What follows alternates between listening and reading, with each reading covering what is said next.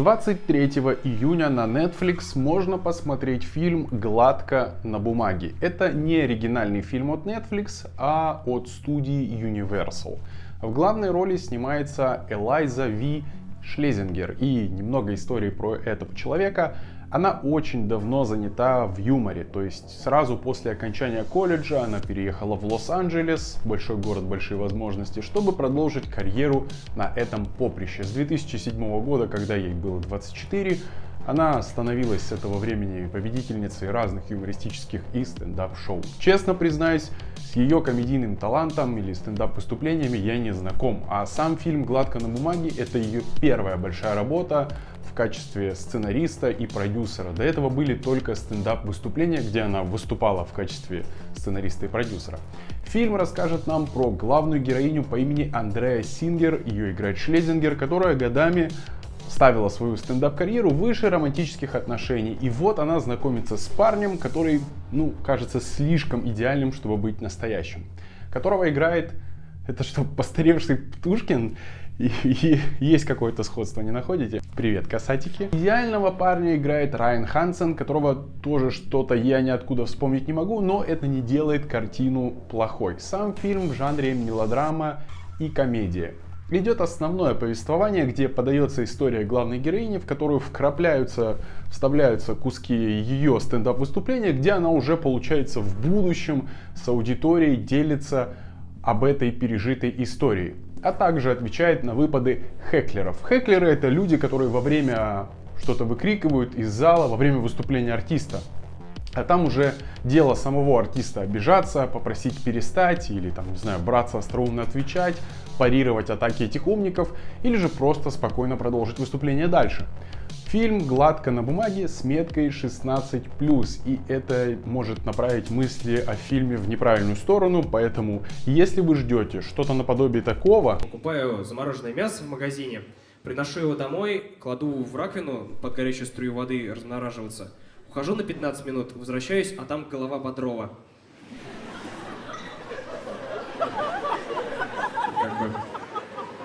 Невозможно поесть эти мертвые актеры. Если вам нравится такого рода стендап-выступление или юмор, хотя с трудом язык поворачивается назвать это юмором, хотя что я понимаю в комедии, я же не собирал ледовый, то в этом фильме, этот фильм не для вас, там такого нет. И как вы уже поняли, главная героиня хеклерам не будет отвечать в стиле и драка Мирзализаде. Так схуяли ты задаешь мне вопрос, ты кто? Как тебя зовут?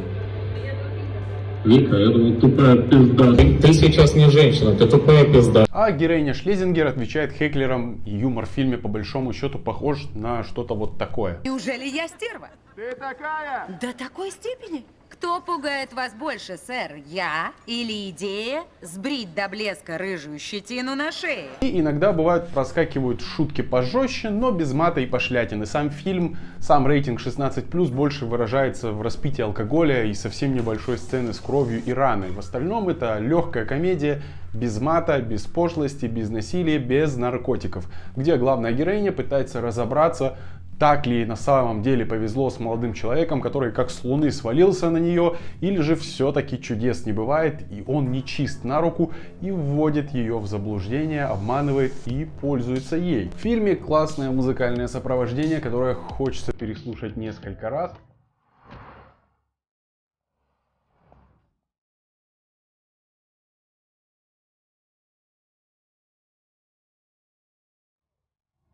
Сама картина очень яркая и сочная.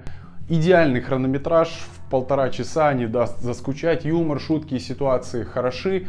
А с учетом того, что это первая крупная работа Шлезингер, в плане кино, сценария и продюсирования, так это вообще она большая молодец в этом плане. В целом просмотр окажется даже в каком-то роде полезным больше для женской аудитории. Что мне не понравилось? Мне не понравилось, я уже неоднократно это говорил и упоминал. Я не люблю такие вещи, когда, например, показывают случайные вещи на экране, либо какой-то случайный видеоряд, или например, главный герой просто куда-то идет. Например, он идет в магазин, покупает молоко, и все это время, пока он идет к магазину за молоком, закадровый голос нам рассказывает о том, кто это и почему он начал любить молоко, и зачем он идет за молоком, и кем он мечтает стать, когда пьет это молоко и вырастет. То есть вместо того, чтобы показывать события, да, хотя бы просто с монтажной склейкой, ускоренно, вместо этого просто что-то читают за кадром. Этим фильм «Гладко на бумаге» грешит, но радует, что он грешит этим не сильно, да, не перегружает. То есть этого не от начала и до конца, это вроде только в первой половине фильма. И второй момент, который мне тоже немного не пришелся по вкусу и как-то даже захотелось перемотать, это речь в конце, не в самом конце, а перед финальной сценой, перед концом фильма, то есть где главная героиня толкала там такую полумотивационную, морализаторскую, немного сопливую речь. Избитый прием, как по мне, надо было что-то другое придумать. А так, в целом, это неплохая комедия, которую можно посмотреть вечерком одному или в паре с кем-нибудь. А на этом все. Подписывайся на канал, ставь большой палец вверх, если тебе понравился этот ролик. Пиши в комментариях, что ты думаешь об этом отзыве или о фильме в целом. Спасибо за просмотр. Пока. У женщин с этим просто. А такие, как я, достойны лучшего. Как удобно так думать, чертов психопат. Это, конечно, все замечательно и отлично, но не могли бы вы, пожалуйста, потише, поменьше разговаривать, я не могу сосредоточиться. И дайте бумагу.